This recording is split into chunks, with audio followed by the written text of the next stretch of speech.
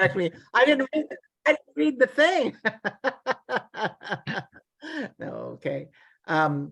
So everybody, thank you for tuning in today for our August artist, and it's Judy Gittelsohn. Gittelsohn, yeah.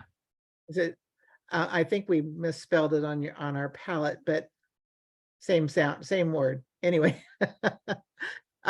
she's from Watsonville, and she's got a studio there, and she has a show in her studio and one upcoming in Oregon, and she's going to show us some of those paintings and do a little bit of her painting on her upcoming show.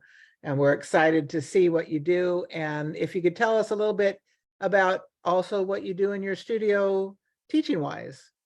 Cool. And I'm going to rotate and start with a picture, a shot of the studio for those that you weren't here. And I have my dog Rosie, who's going to leap when I rotate. Rosie, come here. Good girl. So this is the studio, and I'm really fortunate to have this nice big space. And it's so light. Yeah, it's really light. That's Main Street in Watsonville, which for good or for bad doesn't get a lot of traffic. So, I'm kind of, and today I have blinds that pull up so I can be private, which is really nice. And then, so this is a show that I have up right now called Men in Nature. And it's my paintings and my cousin Danny Georges's photographs. And the beauty of what I've got going on is I can do whatever I want, because it's a painting studio, a teaching studio, and an exhibition space. And Danny lives in New York, and I'll give you a little tour around. How about we flip to my telephone? Okay. So let me get my phone going so I can start the video, and then I will flip it. Wait, and then Nancy will flip it over to that spotlight. Okay, there I go. All right. So holler, Nancy, when you're ready to take a tour. I think Nancy might have taken a It's good. It's good. Go ahead. Okay. Yeah. So this is the show called Men in Nature, and this is a triptych, and it's the center is a little bit like the déjeuner sur l'air, and then the two outside panels are men standing looking into nature. I don't want to turn the camera, but you sort of get the whole thing there. Yeah, we got it. Cool. And then I'll show you the show, and then I'll come back and talk to the computer about it. And what was your inspiration for this series? I'll walk and show you that one, and then I'll tell you. And this is Man in Hills. Can you hear me still? Or Yep, yep. And then this egg is what I taught this week. I'll move this other piece. And the egg is important because I'll come back and tell you about that too. So, and then this is Man in Hills. And this is Man by River.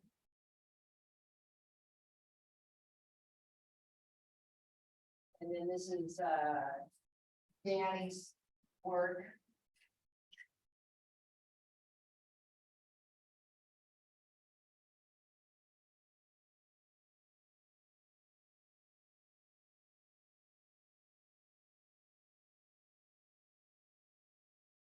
Going to go on this side of the table. And these are photographs? These are photographs, yes. And then here's a man in a tree. And men in womanly landscape. And then back here is the beginning of this group. And it's called foment. And it's the idea of cracking two rocks together to create fire. And this was sort of the beginning of this group. And here are more of Danny's photographs.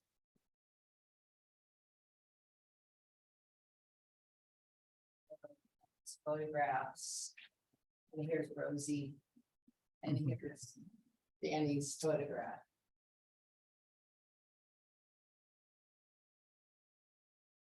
And now we can come back and I'll sort of talk to you for a little bit. And this is another photograph of Danny's. And what the Men in Nature was about. Okay, let's see if I can stop. the video. Nancy can, yeah, switch over the spotlight again. Great. There we go. So what Men in Nature was considering was the kind of essentialism of how can we be, and what do we need, and fire we need, and language we need, and how can we be sort of slightly transparent in our relationship with nature, and how can we kind of better it, with climate change being so threatening and everybody existing in this world, and how can we kind of be more in parity with nature. And so some of the paintings that I did, the man's head was the color of the sky, his shoulders were the color of the hills, and his body was the color of the river or something. So it was, how can we have this relationship with nature, this coming and going back and forth. So that was what I was considering. And then I really work on shape and how do you best describe a shape. And I'm an architecture school dropout, so I'm all about forms. And then in my teaching world, I'm going to go get that egg so I can show you what that's about. It's,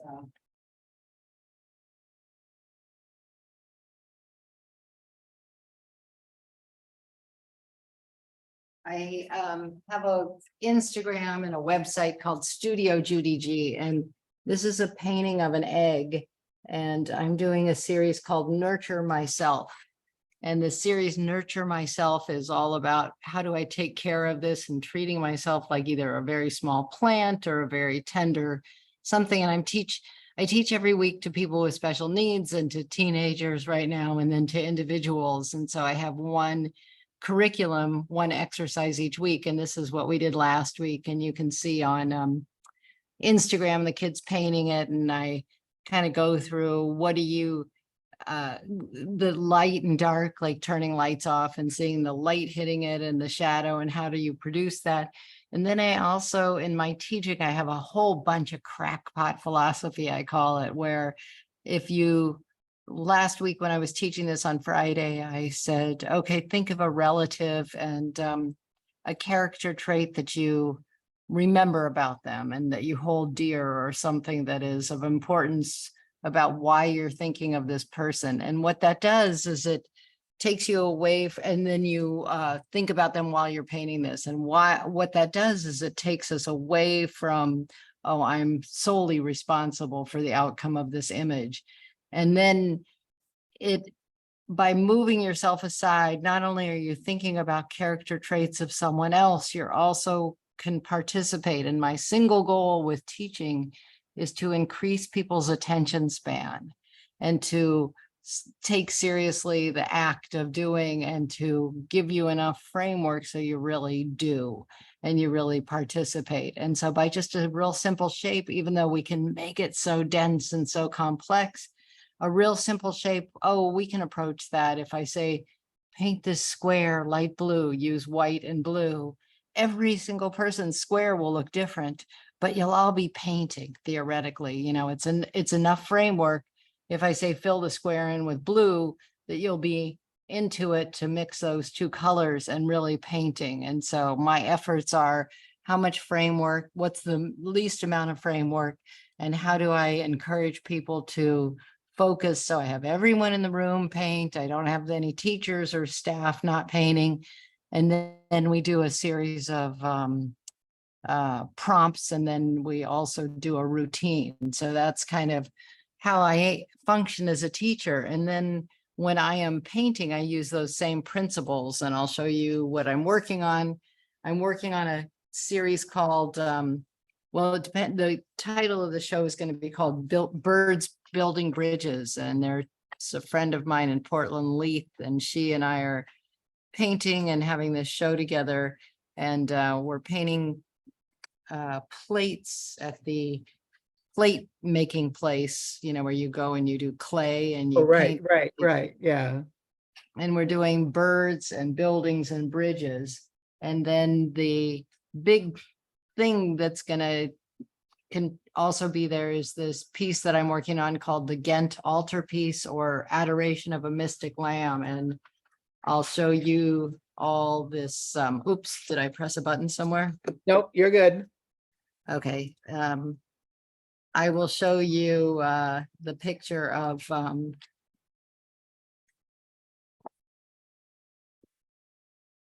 let that siren go by. So this is the real Ghent altarpiece, which is in Ghent, Belgium, and it's closed. And then it's like about 11 feet high, and the center of this opens like bookends, and then this is what it looks like open. And so these two wings, like here's Eve and there's Adam, and those two close and cover the center. And so mine is the same thing, but this is my interpretation. Like, let's see where I am. See this one right here. See her. Yeah. These are the funders of it. So there's mine, and these two are backwards, but there he is right there. Let's see if I can get him in there too. So that's the husband and wife who funded this project. And what I'm working on here is, I started out going, oh, I'm from Oregon. I'll take my family story and overlay it on this huge thing. And for example, in the middle of the real Ghent altarpiece, there's a fountain right here. And I grew up with this fantastic family, and we all grew up on my grandfather's property. And in the middle of this compound was a swimming pool that was built in the 1920s. And so instead of the fountain, I'm putting the swimming pool. And then we all went to the Oregon coast. And so I'm putting, instead of these mountains back here, I'm putting Haystack Rock and Mount Hood. And then I'm sort of letting go. I'm going like, okay, that's enough of the, tying it together and being true to something. It's, we're artists and we get to tell stories. So, but what I am working on is like, oh, the light's coming from behind and casting a shadow or casting a light thing. So that's what I'm working on. And are you working in acrylic or oil? I'm working in acrylic, and I work for Golden Paints. And Yeah. So I used golden acrylics. Now, are you using any of the other golden products, like to make texture or that kind of thing in this painting? The big product that I use all the time that I highly recommend is the glazing liquid. And that stretches your drying time. It slows the drying time, right? And it allows for me to kind of work, and I'll do a quick demonstration of it too. And it doesn't change the color.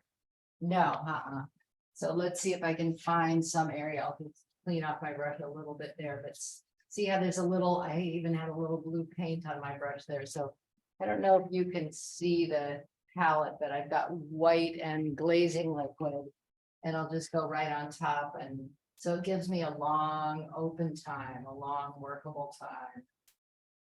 Does it make it at all transparent?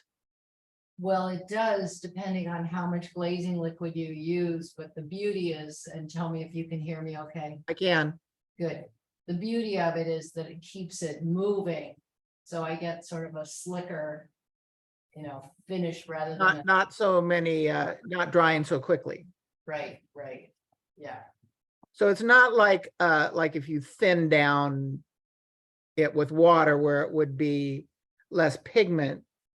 You're not thinning down the pigment with that product. And the big thing that you're touching on is that polymer in either a gel or a medium extends the paint much more gracefully than not. So if what about medium, just regular gel medium? That doesn't do the same as this? This one has a slow drying agent in it. Oh, okay. So it slows the time so I can move it if I see how I'm blending. So look at how far I can go with this, where if I had a I might be able to go maybe half the distance, but this is really a, It's still pliable and workable. correct.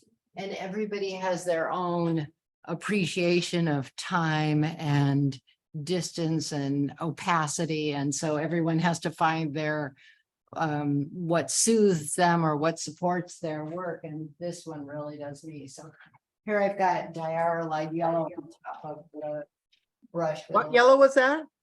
It's called diarylide yellow. I'll show you the name of it. So here it is.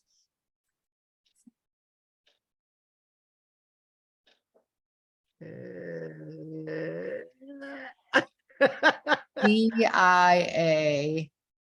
Let me see. DIARYLIDE. Yellow. I'll put that in our group chat. Cool.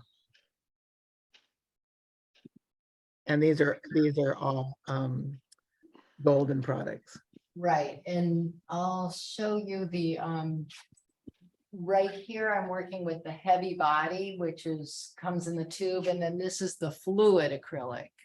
And so Now, you mix those back and forth with each other. Do you find that using the fluid one is more in mixing with the other, or by itself to glaze? How do you use it that way? I find it personally, I find the fluid one, when I'm doing something that I don't have enough body to, I get frustrated because it's more like a watercolor almost. mm-hmm.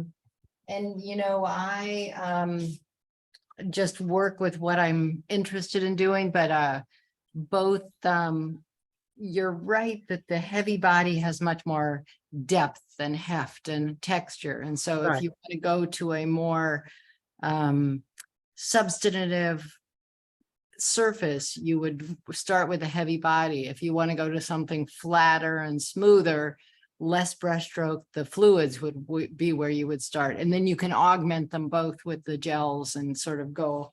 So And- does the fluid stay wet longer? Well, it really depends on your application and how much material Oh, you yeah, have and what yeah. you're painting on. But I don't think that, you know, I think that they both can be, I can use the glazing liquid with them both and get sort of an equal delivery or something like that. So, Understood. but it's more like, do I want a really thick textural surface, or do I want a thin kind of washy surface? Right. And So here what you're is, applying now is just the yellow. I had some, and here's gold. Yes, just the heavy body yellow. That's right. And then here I've got the gold. I just put some, I don't know if you can see that on the Zoom. Yeah, but just a little edging of it. yeah. And this little- got the glazing liquid in it too, or no? Well, there was glazing liquid on my brush, so there's a Oh, little it's bit enough. still yeah. on, but I didn't add any new.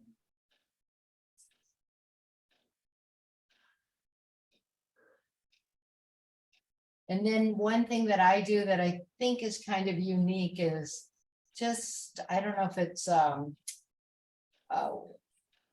let's see if I can put words around it, but I never like wipe my brush clean, and I go all over the painting So to, you're bringing that color to create some other area, yeah. And yeah. I'll bring it over here, and I'll work over here, and I'll work over here, and I'll go over here, and let me Yeah, see yeah. what's still in there. I have heard other artists say that, and I can't think of for the life of me what they, to be consistent or to create, God, why can't I think of the word? But so that it's not one flower in a green field, one pink flower in a green field. And maybe cohesive or There it something. is. That's the word. That's the word. Okay. But mine is more like to connect spaces spiritually, sort of like, oh, the white. And one thing I really like doing too is I'll teach a class and I'll take the leftover paint and I'll paint with it. And so all those people who are touching those palettes will, get infused in my work. So I like that. Good energy, yeah. Yeah, yeah. It's a lot about energy. It's a lot about moving paint from here to there. And so And did you go to art school, Judy? I went to the San Francisco Art Institute, and my big resume item was that I was accepted into CalArts, which is the big deal Disney school, and it was very new and in an hour north of Los Angeles. And I was so excited. I went to architecture school, and I thought I was going to be an architect, and I went to the University of Oregon Architecture School. And then my friend said, you got to be an artist. There's just too much rebelliousness, too little rule following, and too much creativity for architecture school. And so I got accepted to go to CalArts, and it had just moved to this campus an hour north of Los Angeles. And I went and visited, and I was in love. And I had 6 months between architecture school and art school. And I said, should I go to the Oregon coast where I was, loved it as a kid, or to San Francisco? And I picked San Francisco, and I just loved San Francisco. It's a place. Yeah. So I just kept postponing school. And then finally I went like, well, I like San Francisco so much, I'm going to stay. And I went to the San Francisco Art Institute, and that was a interesting education, but I had sort of a arrogant, I've been to real school, and real school is very rigorous and demanding. And the Art Institute was very free form and very, unfortunately, I didn't find it real supportive. I found it a little critical, and and the saddest thing is that it closed a year ago, and it was a 151-year-old institution. And so I only went for 1 year, but I've become the alumni liaison for the Monterey Bay. And so I attend, and the alumni is now alive and thriving, but during my time, it was never an issue. And that's where emblematic of the school, they kind of dropped the ball on not tethering us together and creating a community. It just didn't have that. Like, as an artist, you have to rely on the Do you know of any school that does that for artists? I do. I took a couple classes at the New York Studio School, and it is fantastic. And their alumni association is really strong. And every year they have a show, and I'm in it this year. And last year I won a great big award, and it was fantastic. And they do, at the beginning of each semester, they do this marathon, and you can do it online or in person. And they do from 9 in the morning till 6 in the afternoon. You go through these exercises as a group, and it is so intense.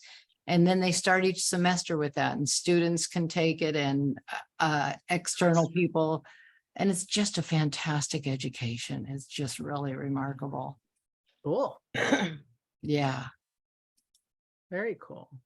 Now, when you're doing your panels, when you start your inside panels, are you going to keep these where you can see them, so you can bring, or do you have a color palette that you've basically, like you use this yellow and Right.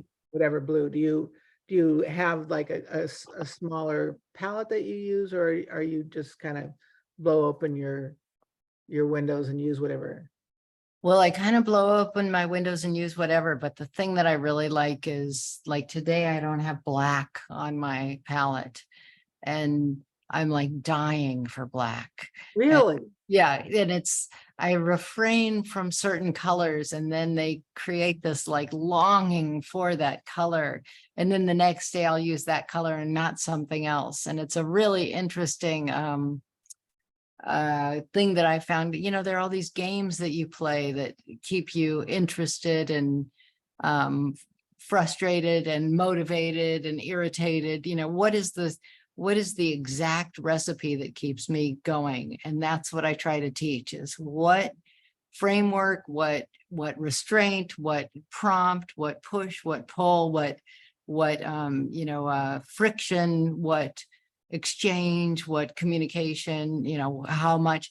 And when I'm teaching, what's really lovely is I had a yoga teacher who said, the best effort, I want your best effort and your full attention. And I demand that of people. And it really makes it more serious than if we're like, oh, look at your phone and criticize what you're doing. And so kids really respond to being requested to, give me their full, and then they participate well. So when you word it this way, like like with the egg, to think of somebody else and bring that relationship into this egg, or like when you're thinking of these opposing things, or denying yourself a color for that, and really thinking more intellectually, so that it creates that kind of crazy. right, exact recipe, whatever that Yeah. is. Is that something you came up with? Is that something you learned in a school? Or I've never heard that kind of, you know what I mean? Well, I'm 66, so who knows where it came from, but Me too. oh, fantastic. But one thing, my daughter, who's 28, when she was in 5th grade, she had to learn about the parts of the ear, and she taught herself a song with all the parts of the ear. And it was so impressive to me that we have to learn how we learn. And so Exactly. part of I was a teacher long before, it's like, I'm a teacher.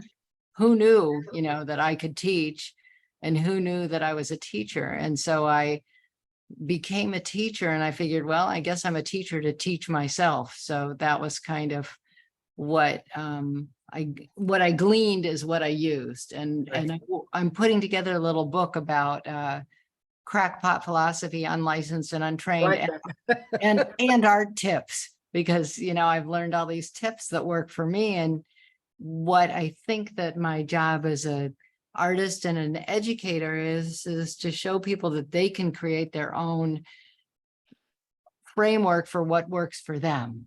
And that by tossing out all these kooky thoughts and rules, it's like, oh, I have to come up with my own thoughts and rules. And, the old story is we have to leave everybody outside of the studio and get to our unself-consciousness, and that's the goal. And the reality is we are critical thinkers, and to do that, for me, it's like, oh, think about something other than that, put my thoughts over there, and that way they're parked. And so that's the answer to that, is like, oh, what do I have a fast mind that left to its own will stop any forward motion. Monkey mind. Right, exactly. And so we all have that, and our minds are much more ready to be gossipy, critical, and all those things. So it's like, how do you counter that in what is human nature? Right. And there's the attention demand, or attention grabbing society that we live in, and we have to be alive at this time, and we can't go like, oh, I can't look at my phone, because that's the reality, is we look at our phone. And so how do I put my head somewhere so the distraction of the phone is not like, oh, I'm looking at my phone. It's like, all right, I'm going to look at my phone. But if I put my focus on what is the poem of the day, and what's the word of the day, and what, how do I dissect this if I occupy my head with something else? Yeah, with the left side, it's left side, right side. An art friend of mine did her thesis in the whatever it was, the 7 different intelligences, and your left side is the practical one, that is always that name, number, things, got to organize, and the right side is the shape, color, form. And that if you occupy the left side, listening to music, or like you're doing, it allows the right side to play, because Oh, the that's left side really is very interesting. critical. Yeah, that's really interesting. That's good to know. And yeah, so it supports my crackpot thesis, you know, it's I think we all kind of, as artists, we try to find that spot. And I love the way that you've worked into yours with this kind of denial thing, because it is occupying that busy mind to allow right. the creative mind to just be free. And you were saying something about your form, and I don't know exactly, don't remember exactly when you're working on your things, like the egg and the body shapes and the colors. So you're definitely have a light source and are thinking more shape and form in your beginning of your Well, one thing I learned is that to go to paint in the direction that the light falls, you know, if I go like that. And so one thing I have people do is to hold the egg. We had the physical egg, and to feel around it, and then to take our brush and go around it and around it and around it. And so kinesthetically, I Yes. like to move with the object and to work with the object and to sculpt it in with the brush in the air. And so I'll do a lot of elliptical shapes, and we'll go like this, and that gives you the basis for it. And my mind is very shape driven. And what I've learned to do in teaching the populations that I have is that if I can get symbols, this is one of my favorite ones. If you look at a corner, let's see if I can show this where, so if I look up at that corner on the ceiling, if I draw the letter Y, see where my fingers Yeah. follow, and the letter Y will give me a corner. And I learned that because I was teaching art to people in the hospital, and a pilot had epilepsy, so he couldn't fly, and he wanted to do perspective. And I looked at the corner and saw the letter Y. And so if we teach one language that we know familiar, everybody knows, you know, ABCs. And if Yeah. we take those shapes and we can overlay them, because if you go paint a corner, it's like, wait, is that coming forward or down or up? And we can't quite speak to, oh, it goes up there and it goes up there. You know, we can't do that intuitively. It's a more this is the left brain, right brain thing. This is Mm, the left brain and people that are less artistic would understand the go up there, go down there. We're right brain mm, people, the creative people, give them the why. yeah, but Does that everybody can do a Y where not Exactly. everybody can do. So I've learned a lot of symbolic overlays, simple symbolic overlays. And I just find that so exciting. Yeah, it's I wish more people taught this way, because it circumnavigates the left-hand side, which we use for the most part of our day, Aha, being right. being in this type of environment that we live in today.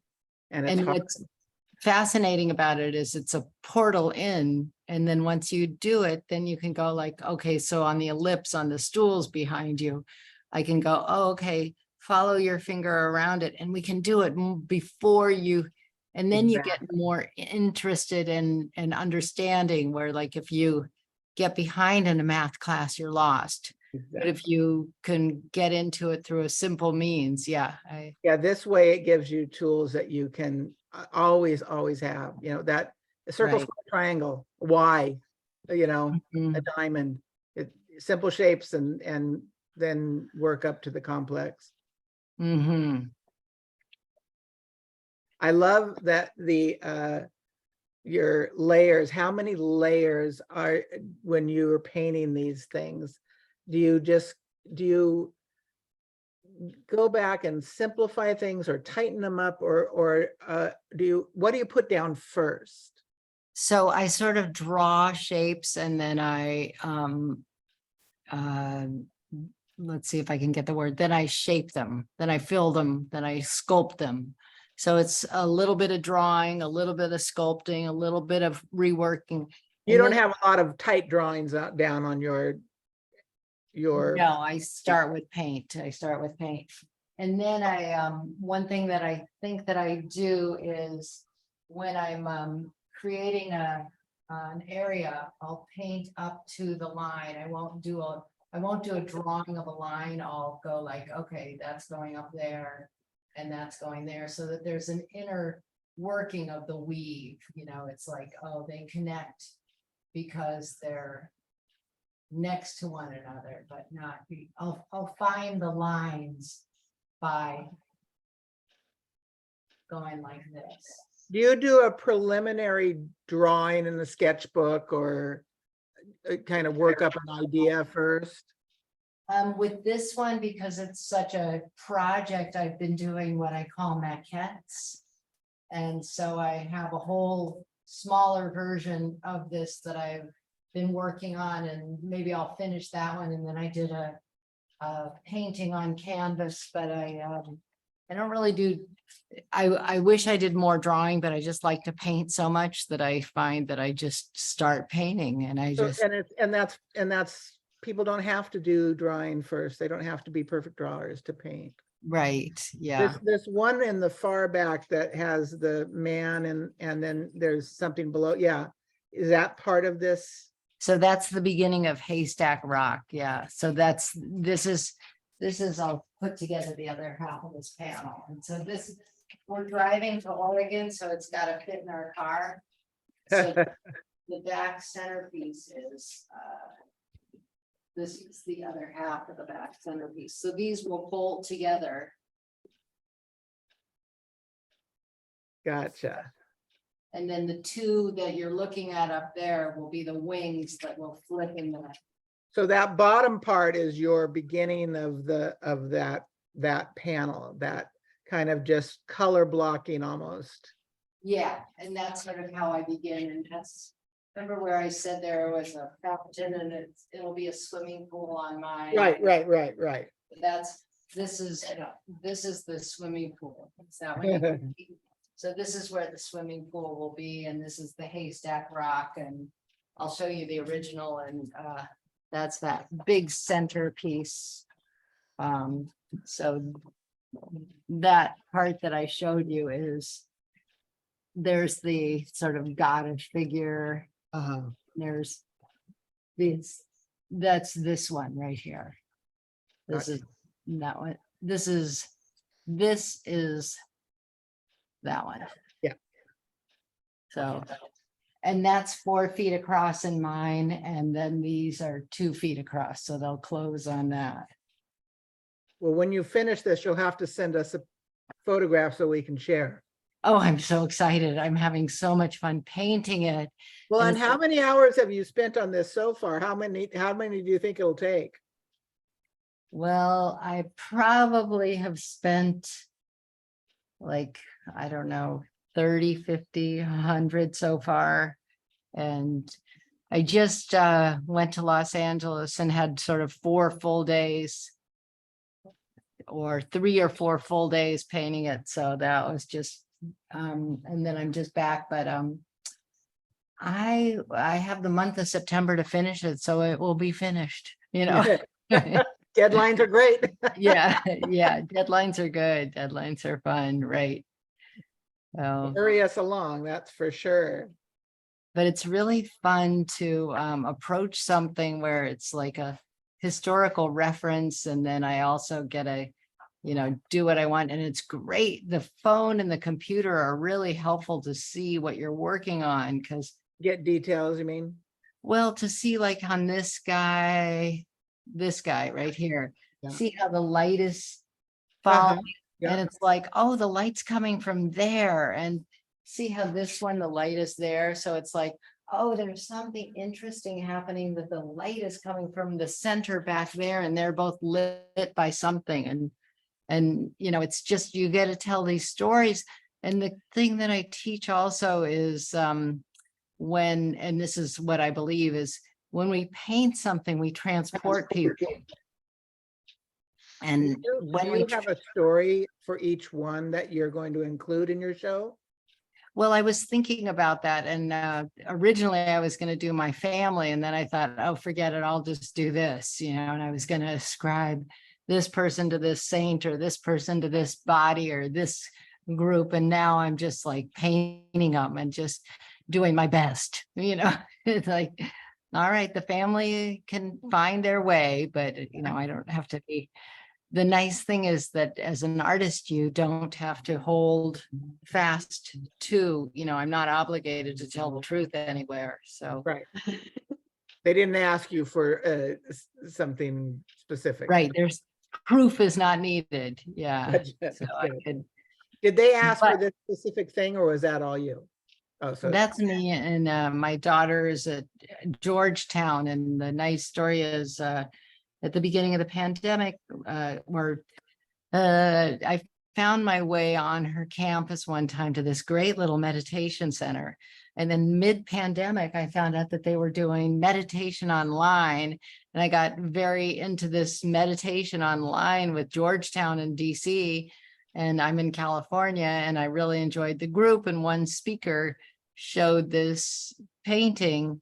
And I was just like, wow, what is that? And I started doing some paintings from it. And then this show in Oregon came up. And so my friend Leith, who I'm showing with, is much more humble about her work and goes, everything she's doing is going right to the Goodwill.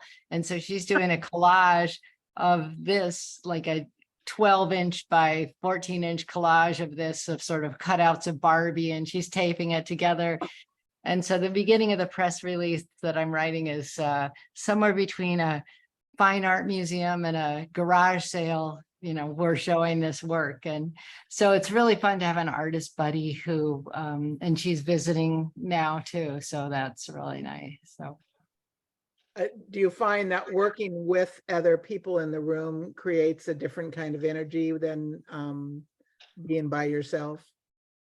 Well, what I found out is that I really am social, and I really like being around people. Now, I really like painting a lot by myself because, but I can talk on the phone and I can listen to music, and I really can keep painting. But if somebody's in the room, unless they're sitting behind the work and not looking at it, it's, if somebody's looking at it while you're doing it, I can't really do that, but I can teach and paint. So what I teach is social creativity. We're all painting the same thing. We're all focusing on it. But on my work, it's like I'm no good if somebody's like looking at it while I'm working on it. You need your muse. And I trained Greg to not comment. So people go, oh, what is, so because until I got this huge place, I was in our dining room that's like, 10 feet by 6 feet. And I had all of this in a container, and now it's like, who knows how, but 2 years ago, I went from a container and one rack in the garage to here, and it's like, I filled it up. So who knows how that happened. What a different energy to have all your stuff where you can get it. Right. And I can be here and work theoretically, as long as I want. And so, but I realized I have to support the studio to a degree too. So that was it. How many classes do you teach? Right now I'm teaching about 3 a week. So that's kind of good, but you also have to go like, oh, that's coming in.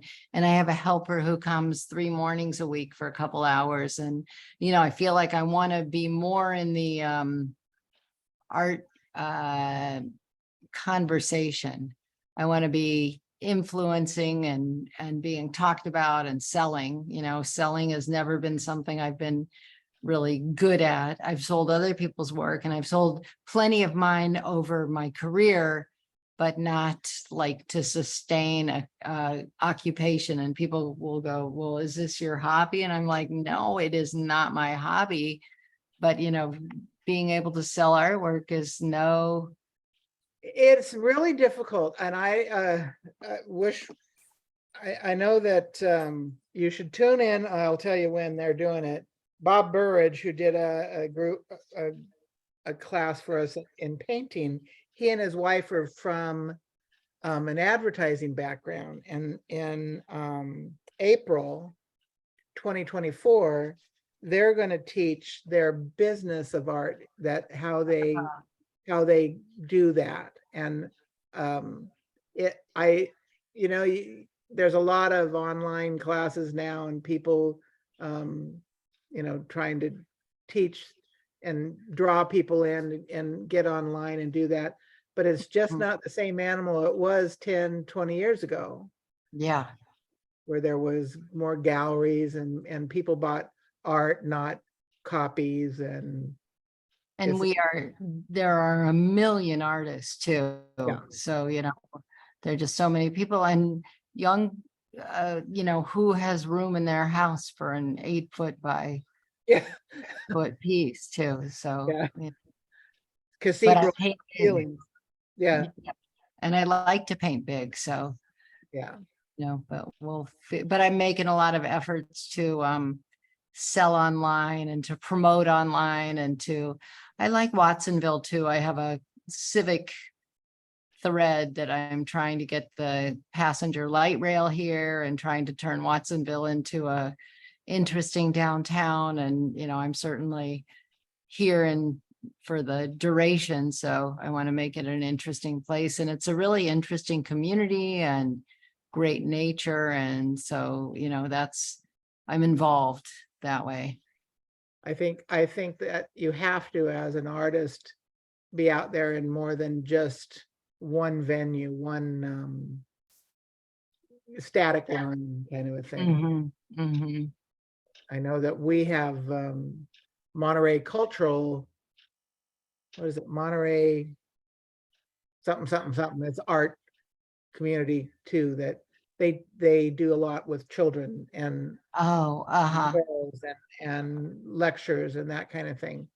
But but similar to community things that right. draw people in that have like mind. Yeah. And are you getting much success with that in your art world?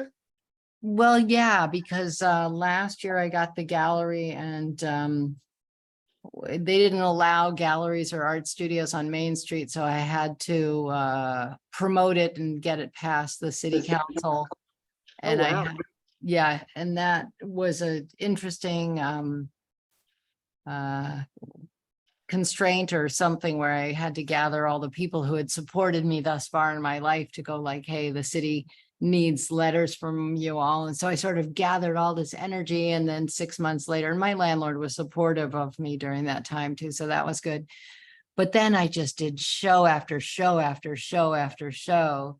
And I finished the year with 50 artists from the San Francisco Art Institute and 120 works or something. And I got like articles after article after article in press. And so then this year I went like, all right, what do I want to do? And I made a few efforts in certain directions. And now I'm kind of in the balancing thing of how much do I want to be a gallery? Not much, because it's a lot of work, but I'm known to a degree because of all the efforts of last year. And so known to a degree means that you have a certain relationship to the community to a certain degree. And so people know me, and Watsonville does a wine, art, and beer walk. And that was really fun. I just did that. And they did the Strawberry Festival. And then I had the exhibition of Danny and I. So every weekend I did something the last 3 weekends. So Busy, yeah. very busy. It's almost 5. We got about 10 minutes. If you want to, is there anybody that has any questions or any comments? If you want to put them in the chat, I can ask them, or you can unmute yourselves and ask. And Judy is the golden product expert. So if you have any acrylic or oil and watercolor, she knows a lot of stuff. I know that we have a group that does everybody does a little bit of something. Oops. I lost you. Oh, I'm still here. Do you hear No. me? Yeah, it's me. I don't know what I did to this, but Yeah. anyway, you can't see me, but there you are. There we go. There we go. I clicked the wrong, sorry. That's all right. That's all right. Well, it's been nice talking with all of you and sort of, We hope you have a huge success with your project there. I don't know what to Thank call you. it. It's more than just a painting. that's good. Sculptural. And Greg, my boyfriend, built me those frames and they're really nice and light and paintable, but they take paint very differently than canvas. That's really Oh, very is it interesting. on wood then? Yeah, it's on wood panels and, So did you prime them in any way? oh, totally. Layers and layers of prime, so. Yeah. The the two that are over there have backs on them, but this is what they look like on the back side, so. So it's a, what is that? Like what is it Somebody called? just told me what it's called, is like a skin of Yeah, a veneer. veneer. Yeah. And so it's pretty solid then. Yeah. This one's very lightweight because but isn't that cool to see them up The close? colors are just luscious. And what I do that I don't know if other people do this is just build up thousands of layers. So, there's 50 layers in there. So, but I enjoy doing the sky a lot because it's How transparent or translucent is acrylic? Do you get some the colors that have put down first? Does that come through? Does that change it's a very thin skin is how I apply it. So you've got So these you do thin get, skins showing through and through Yeah. and through, but right. that's And what gives it that sort of richness. Each pigment has a different opacity. So the pigment has character traits as well as how I'm applying it. And Right. you can take a gel and make it more opaque or more transparent. And so, but I like building things like, the faces where it's Yeah. all that and their character, the personalities come through the people. That's what's so cool. It's like, oh, there's that person. Oh, they're sad. Oh, they're Oh. happy. Oh, they're mad, and they keep changing. So I really like that.